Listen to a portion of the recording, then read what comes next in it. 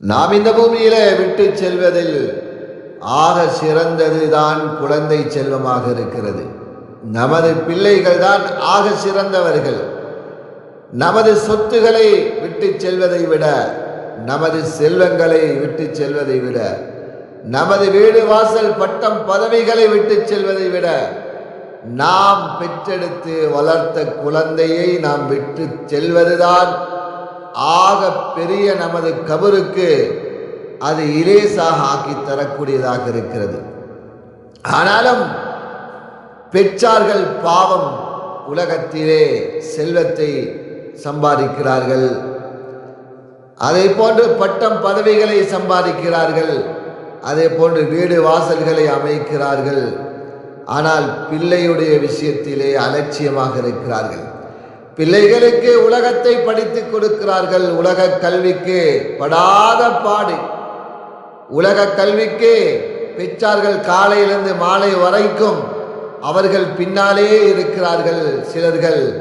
ஆனாலும் மார்க்கத்துறையிலே பார்த்தால் அது குர்ஆனை கற்றுக் கொடுக்க வேண்டும் என்ற எண்ணம் கூட எத்தனையோ தாய் தந்தைகளுக்கு இல்லாமல் இருக்கிறது. பாவம், அந்த குழந்தை பாவம், அதோடு அவருடைய பெற்றாரும் பாவமாக இருக்கிறார்கள். ஏனென்றால் குழந்தை செல்வம் அல்லாஹ் எல்லா பேத்துக்கும் அல்லாஹ் கொடுத்ததில்லை. அல்லாஹ் சிலருக்கு அல்லாஹ் கொடுத்திருக்கிறான்.